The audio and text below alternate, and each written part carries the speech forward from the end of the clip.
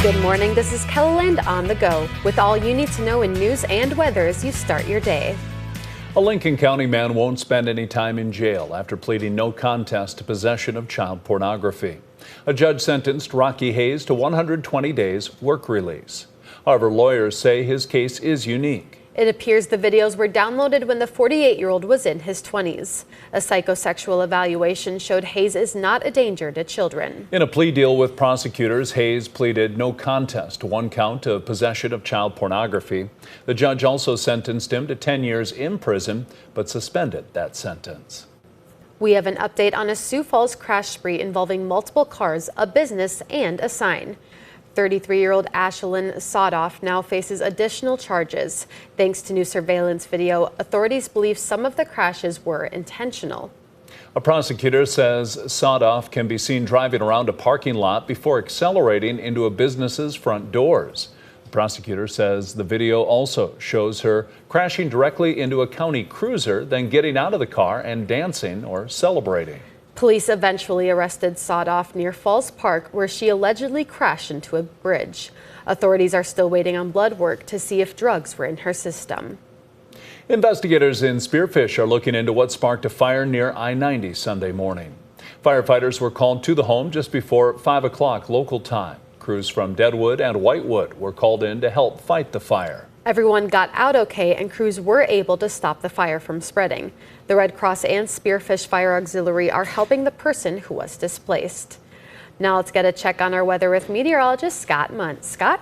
All right, good morning, everybody. A couple of flurries, snow showers found across north central, northeastern South Dakota this morning.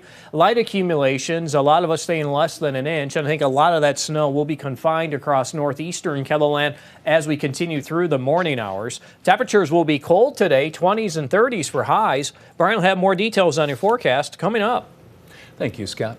Siouxland Libraries is offering story time with a side of symphony. The local library system is partnering with the South Dakota Symphony Orchestra to present Symphony Storytime, using music to help tell a story to children. Brianna Leash served as storyteller on Tuesday at the Cali Library, accompanied by the Dakota String Quartet. I think music in person is worth the time. It's worth trying to engage with. And I think as a public space and a community center, us kind of showcasing a little bit of that helps people be like, oh, that wasn't too bad. If you missed yesterday's performance, the Dakota Wind Quartet will participate in the next Storytime event on Tuesday, December 10th, beginning at 10 a.m. at the Prairie West Library in Sioux Falls.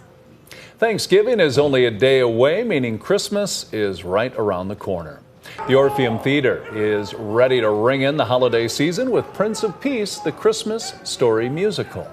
The show has 85 people in the cast and features 14 Christmas carols. But the way we do Silent Night is not like anything that's been done before, as these children are singing to Herod right after he rants about destroying all the kids under the age of 2 in order to keep this so-called king, Jesus, from taking his throne. Performances start November 30th and run until the next weekend. We posted information about all the showings on Kellyland.com. A local Sioux Falls restaurant is offering a free Friendsgiving meal ahead of the Thanksgiving holiday. The meal being hosted by Swamp Daddies tonight from 5 until 8 o'clock. Staff will close up shop at 3 to make final preparations. Then anyone is welcome to attend. It's just more so of like, there are so many people out there that just need it, and so why not do it? You know, if you know the need, then do what you can to be a part of the solution, and so that's what we're trying to do.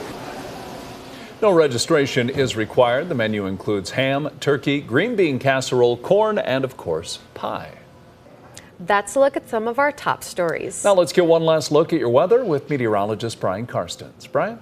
Okay, preparing for Thanksgiving, and it looks like the weather will remain colder than normal. Yeah, we're talking highs in the 20s for many. Teens in the Northeast and even into the North Dakota staying in the single digits tomorrow. So that's definitely below average, but not out of the ordinary for this time of year. You can get some cold air masses coming down in late November, and that's what we're seeing. Little snow to accompany some of that too today.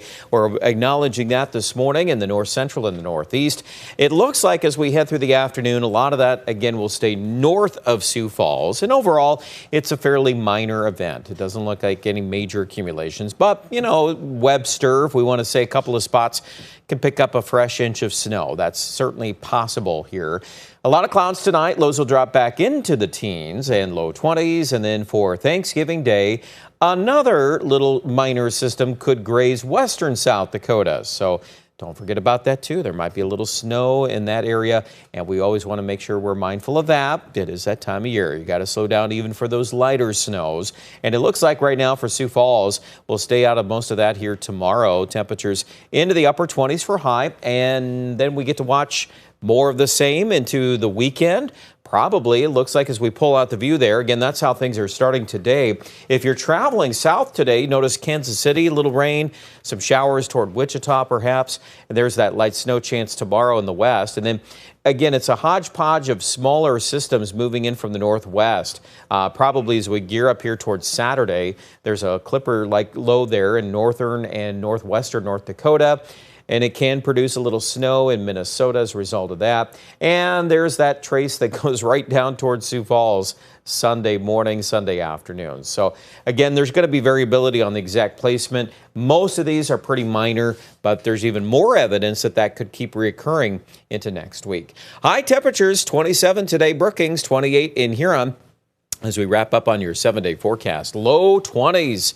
Friday, Saturday, Sunday, lows tonight in the single digits. So that's definitely cold or staying, below normal. There's no question about that. Aberdeen in the northeast, highs here in the mid-teens.